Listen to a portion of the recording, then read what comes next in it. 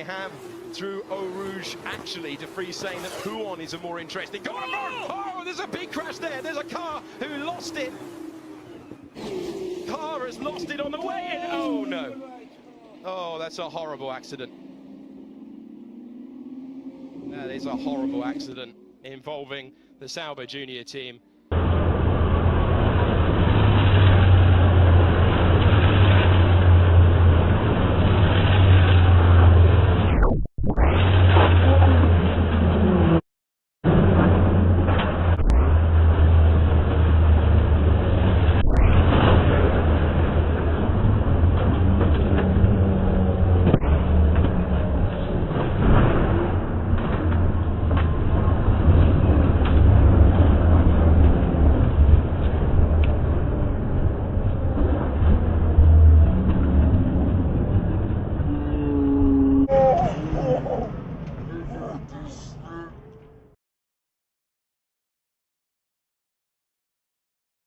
Had last year, leading so comfortably and then running out of fuel with a couple laps to go.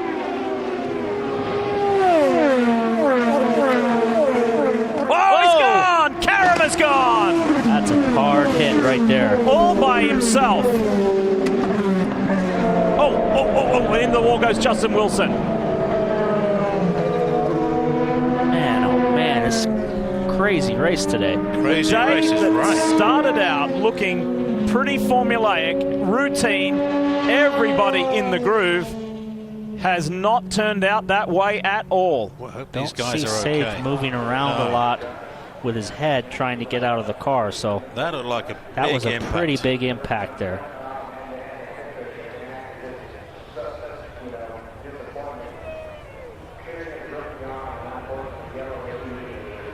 There's not a lot of movement from Justin either. There's no movement from him, so he's had a hard hit or hit something on the track.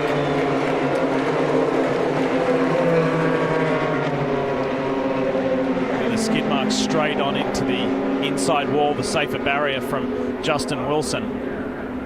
The whole Matro safety team, as they always do, a superb job on the scene, prompt, fast, and aiding the drivers.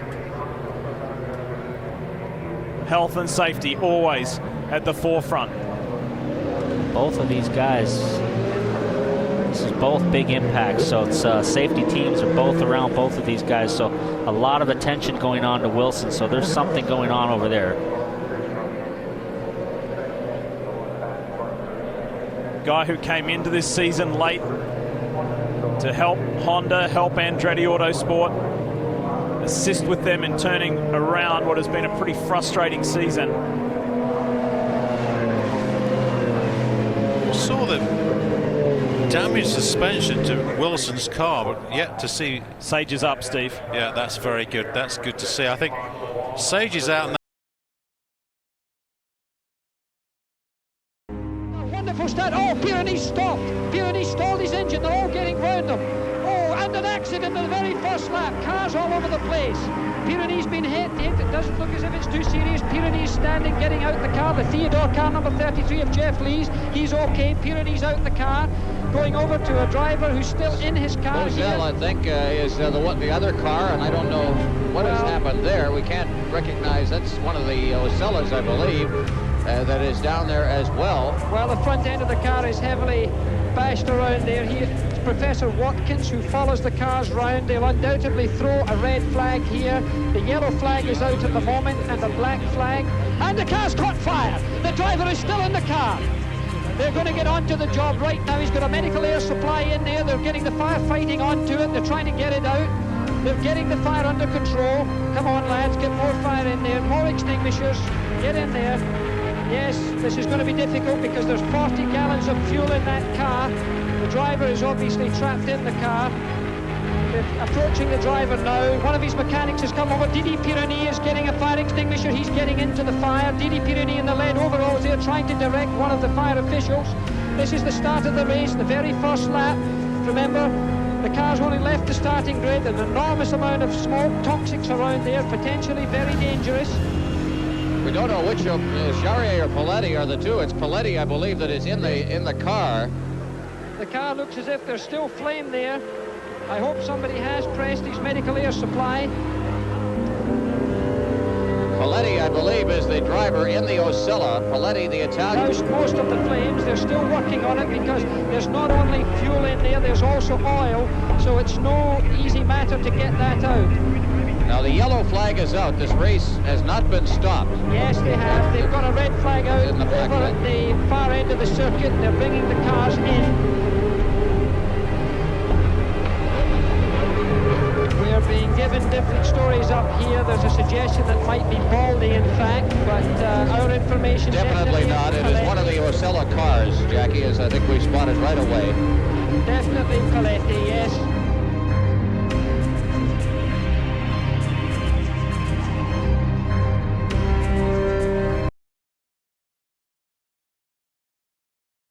See Kazim Vasiliauskas in the red car, attacking Aman Ibrahim in the blue car.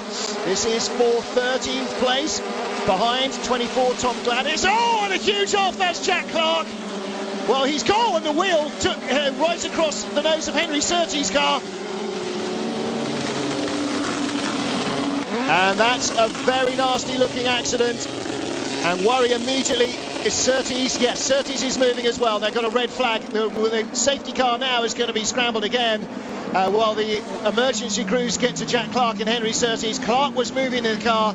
He certainly had a very hefty impact against the barriers. He's out. My worry is mainly for Henry Surtees. Didn't see exactly where the wheel bounced. Clark hits the barriers here on the exit of Westfield. Big impact there, really rattled him. And I think the wheel caught Henry Surtees on the helmet, and that has got to be a very major worry.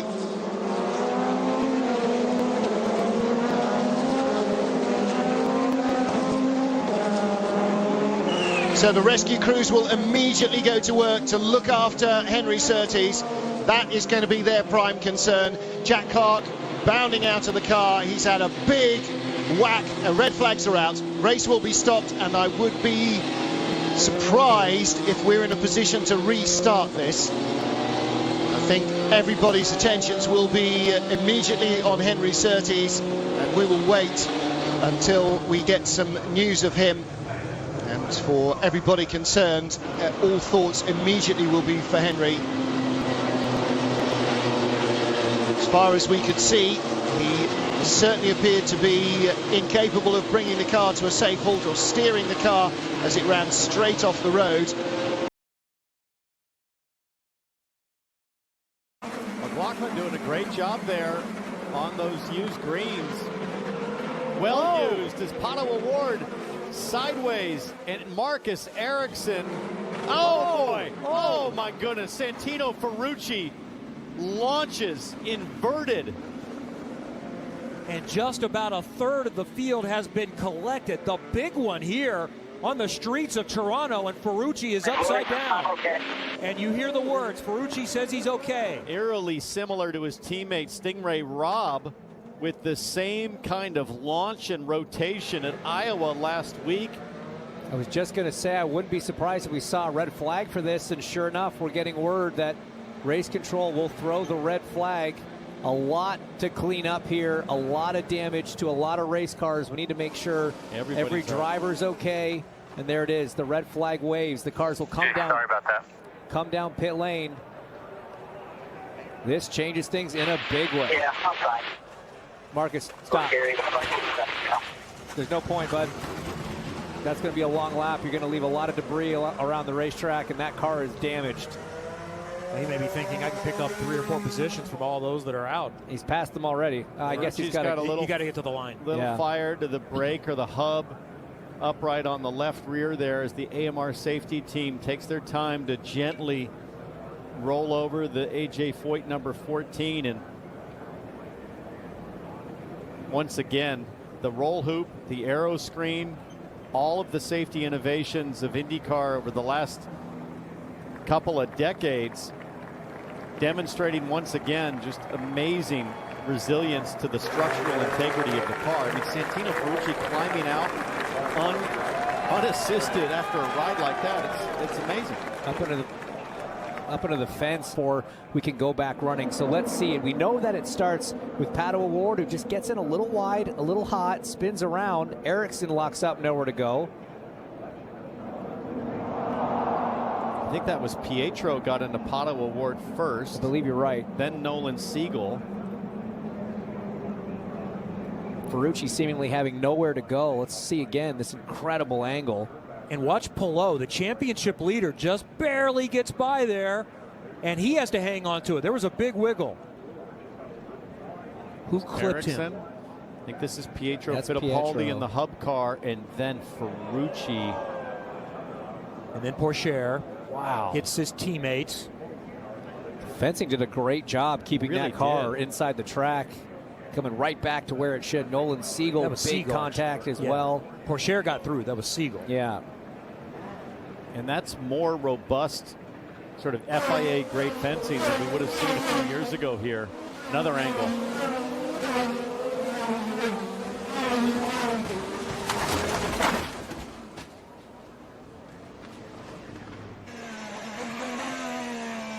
This is from Siegel's on board.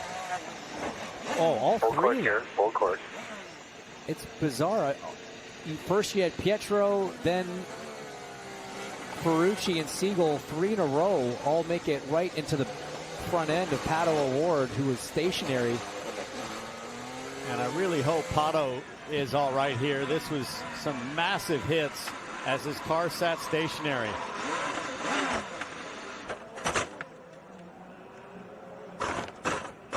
Oh my goodness, that is such a terrible feeling.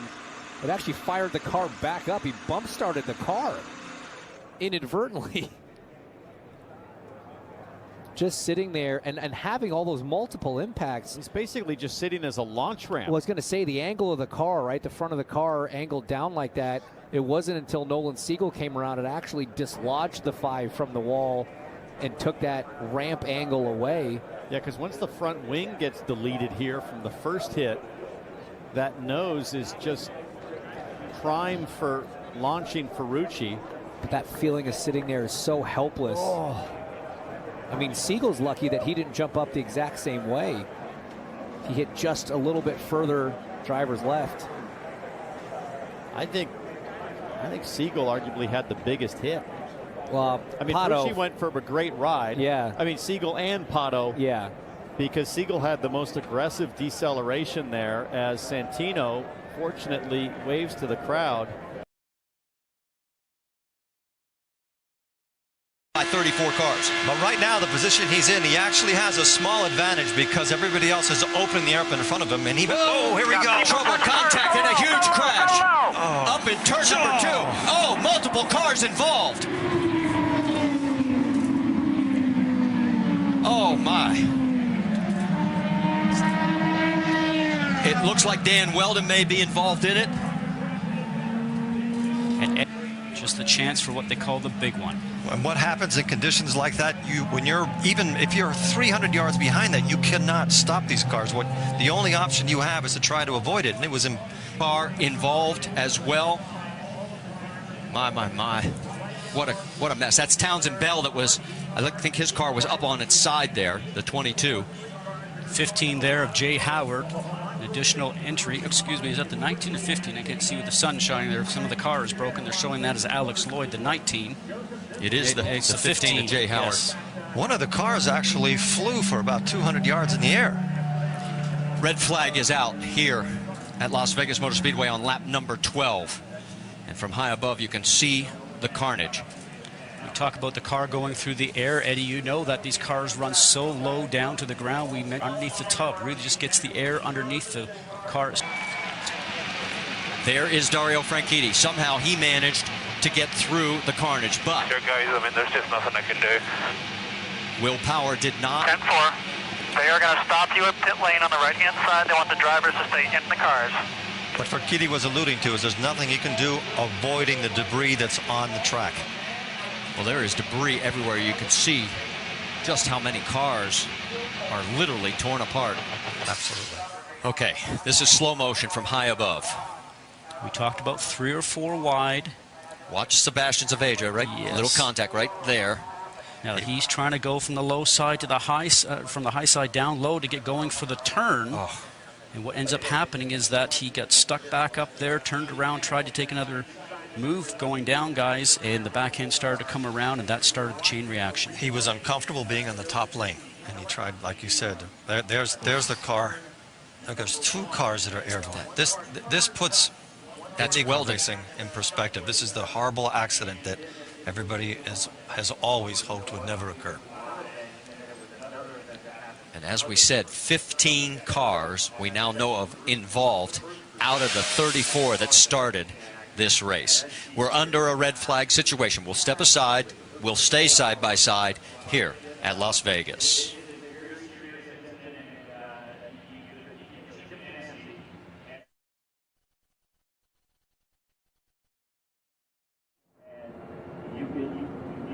And all the action starts up front, Marty. As you know, we just mentioned it's very difficult to try and avoid it. And as Dario was mentioning, he's just looking forward, trying not to hit the car that's in front of him or subsequent cars that are there. And luckily for him, he got through before everything started to go just upside down. But it's also where you position yourself on the track. He was Patrick. Exactly what happened in this 15-car melee. And Eddie, as we know, when you're driving along at these speeds, you're going the length of a football field in less than a second. So if something happens in front of you, you can never have enough reaction time. It's impossible. You have no time to do anything. What happens maybe is just a small miscommunication between 2 drivers. Somebody spins and you have... Eddie, as you know, we talked about it a moment ago, it's just reactionary time, and you hope that there's a clear path for you to go through. Now, as we see the car starting to touch and go airborne, as a driver, you're looking for a clean hole, but sometimes when you get to that clean hole, it is then filled with other cars or debris. But for lap of the Daytona 500. Dale Earnhardt. Twice reassuring Michael Waltrip. Dale has done. Sterling has beat the front end offense. That old Dodge trying to get around Dale. Sterling, is there room between Earnhardt and Schrader? Yes, he gets to the outside. Then drops back in line. All right, here we go now. This is when it's going to get tense, boys. This is when we're going to find out. We're coming around for the white flag. 4 Chevys, a Pontiac, a Ford, and a Dodge to fight it out 3 miles to the finish of the Daytona 500. If he can survive this run, he'll be okay. Nobody's doing anything. They're all holding in. Go get him. Come on, buddy. 1 to go. The last lap. 1 to go, buddy. Keep it low, Mikey. Keep it low. Don't let them under you. Make that back straightaway wide, buddy. Get all over the place. Don't let them run up on you. Come on, man. Come on now. Watch the mirror. Watch it. He's going to make a run inside. Block him. Block him. That'll, boy. 3 wide behind them. You got him, Mikey. You got him, man. You got him. Come on, man. Come on, baby. Come on. Get him in the 4. Get him in the 3 cars out. Oh! Big trouble. Big wreck behind them. Lead him back. Come on. To the flag. Come on, Mikey. You got it, man. You got it. You got it. You got it. You got it. Mikey. Michael Waltrip wins. All right. It's a television dream come true. Car owner, here's what happened up in turn 3. Oof. Oh, this is huge because you go head on. That TV does not do that justice. That is an incredible impact. Head on. Throws you forward in the car. Those are the kind of accidents that absolutely are frightening. This is the fated final lap.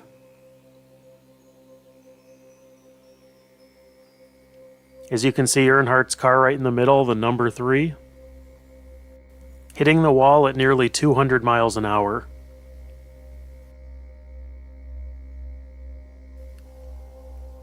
Now, officials knew that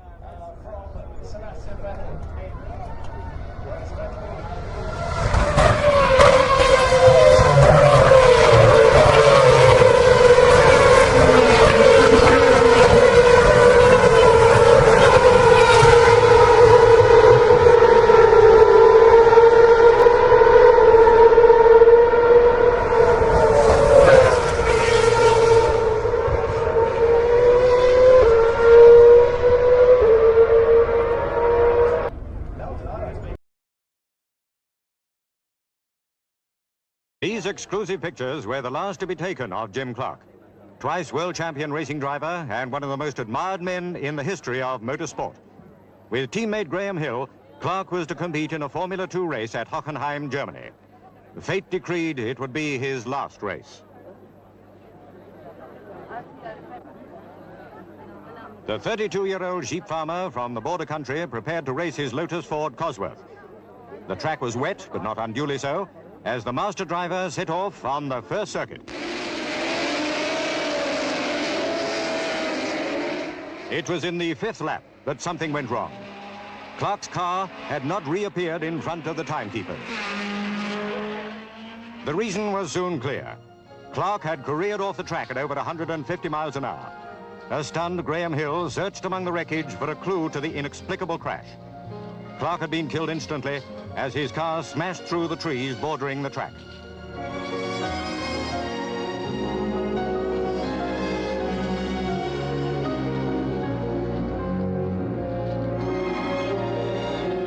Like Hill, Colin Chapman, and the rest of the Lotus team, the world mourns the loss of a likable man who was also one of the greatest Grand Prix drivers of all time.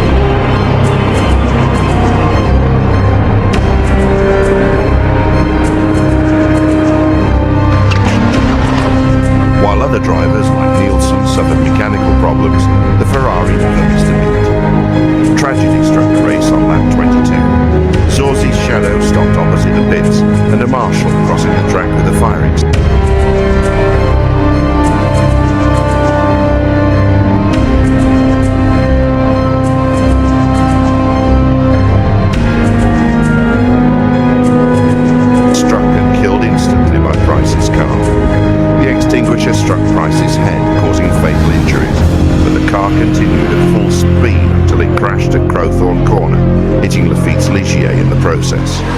The race continued, and although there was a natural reaction to a win among the Ferrari team members, there was a somber atmosphere over the track as Lauda made his way to the podium to join Scheckter.